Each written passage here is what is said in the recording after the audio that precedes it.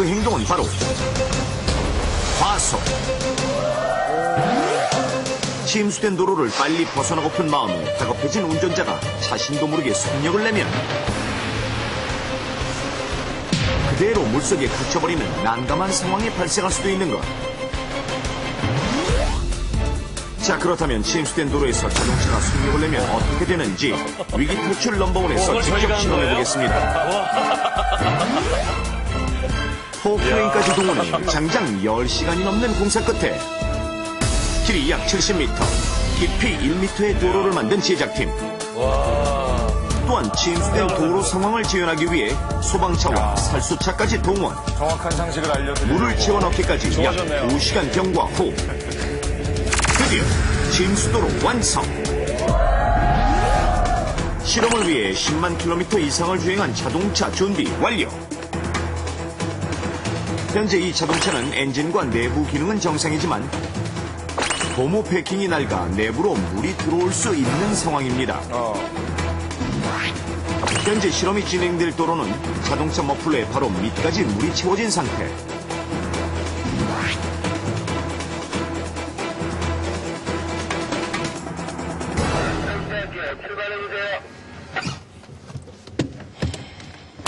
자, 이제 실험 시작.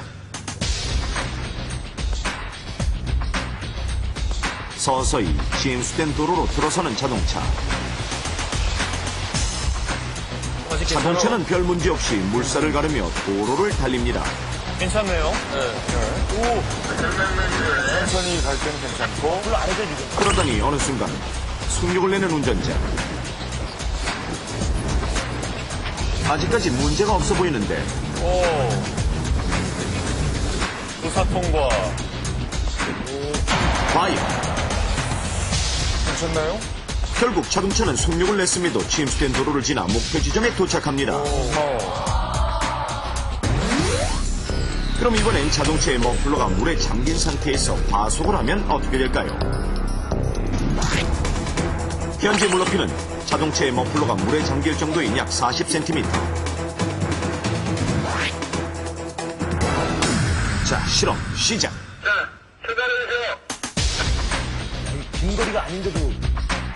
그렇죠. 짧은 거리죠. 서서히 침수된 도로를 향해 달리던 자동차가 그대로 입수하는데 일단 그냥 갈 땐 그냥 가요. 이처럼 머플러는 물에 잠겨있는 상황. 지금 배기구이 압력이 세네요. 괜찮은데. 과연 속력을 내면 자동차의 운명 어떻게 될까요? 속도를 올리면 달라진다는 출발 얘기죠. 사인과 함께 침수된 도로로 들어서는 자동차.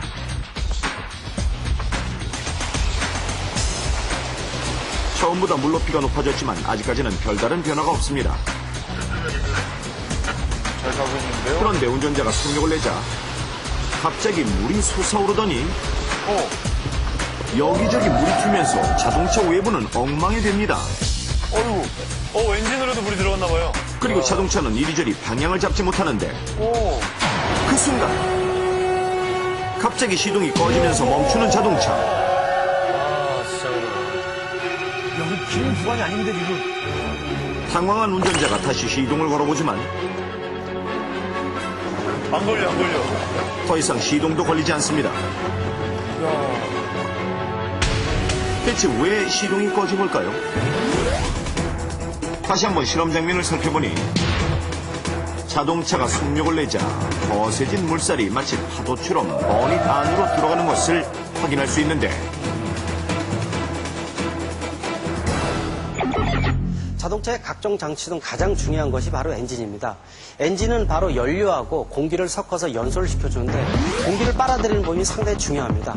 그게 바로 흡기관인데 흡기관은 전조등의 근처에 위치하고 있고 높이가 아주 높지 않기 때문에 바닥에 물이 상당히 기어 있거나 또는 물결에 의해서 흡기관으로 물이 빨려 들어가는 경우가 있습니다. 이 경우는 엔진에 큰 영향을 줘서 바로 엔진이 정지가 되기 때문에 자동차에 큰 영향을 줄 수가 있습니다. 결국 침수된 도로를 빨리 벗어나고픈 마음에 과속을 하면 시동이 꺼지는 낭패를 당할 수도 있는 일. 또한 자동차의 시동이 꺼졌다고 해서 반복적으로 시동을 걸게 되면 재시동을 거는 순간 머플러로 역류한 물이 엔진과 여러 내연 기관으로 유입되어 자동차를 폐체해야 하는 최악의 사태가 발생할 수도 있습니다.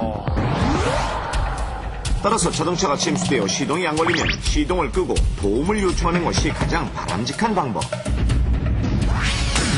이렇듯 알고 대비하면 어느 정도 피해를 줄일 수 있는 자동차 침수 사고. 우선 장마철에는 일기예보에 귀를 기울여 호우주의보, 호우경보가 내려졌다면 차를 두고 가는 것이 좋습니다. 하지만 만에 하나 침수된 도로와 만났다면 만일의 사태에 대비해 안전한 길로 피해가고 불가피한 상황이라면 침수된 도로의 물 높이를 파악해 건너야 할지 말아야 할지를 판단해야 합니다. 또한 침수된 도로에서는 절대 과속을 하지 말고 침수된 도로를 주행할 때는 고장에 대비해 반드시 에어컨을 끄십시오.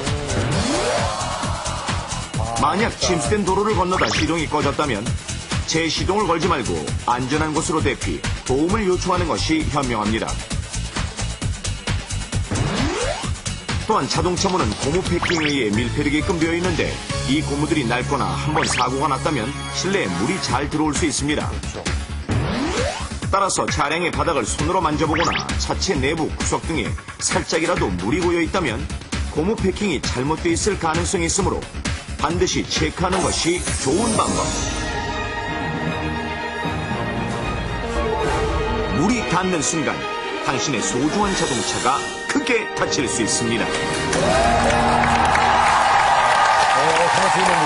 자, 이 침수 안 되는 것도 중요하지만 침수 됐을 때 또 이 처리 요령들이 있네요. 혹시 이렇게 물에 빠진 적 있으세요? 차를 타고 가는데요. 야간이었는데 물 고인 곳을 딱 지나갔는데 다 꺼졌어요. 라이트며 뭐 안에 그냥 뭐 그 차 안에 있는 모든 기계들 있잖아요. 막 불 들어오는 막 계기판, 오디오 다 꺼진 거예요, 그냥. 시동은? 차는 가는데요. 그러니까 모든 그 막 전기 뭐 그게 다 꺼져 버린 거예요. 막 차는 가고? 실내등 켜도 안 들어오고요. 그거는 귀신이죠? 귀신이더라고요. 박사님께 하면 이런 경우는 어떤 경우입니까? 특이한 경우인데요. 네. 사실 타이어의 3분의 2 지점이 가장 중요한 시점입니다. 이 시점은 바로 이제 머플러 위치라든지 또 각종 전기장치나 점화장치, 아까 이슈도 나왔는데요. 이런 전기장치들이 맞닿는 부분이 바로 3분의 2 지점이기 때문에 운 좋게 그 경우는 지나갈 경우인데 거의 다 꺼지는 경우가 많고요. 그래서 시동 역시 꺼지게 되면은 뭐 급격하게 물이 늘어나지 않는 경우에는 한두 번 정도 시동을 켜서 지나가면 다행이지만 안 되는 경우에는 물이 빠질 때까지 기다렸다가 견인을 해줘야지 그렇지 않고 계속 시동을 켜주게 되면은 차에 치명적인 영향을 준다고 말씀드릴 수 있습니다. 그러니까 장마철에는 차도 굉장히 쉽게 잠길 수가 있지 않습니까? 그럴 때는 그럴 때 대비해서 꼭 하나만 기억해 두시길 바라겠습니다. 앞차의 배기구가 잠겼다. 그러면은 절대 가면 안 된다. 좋습니다. 아무튼 그리고 오늘 좋은 소식이 하나 있습니다. 서경석 씨가 산업안전 홍보대사로 위촉이 됐어요.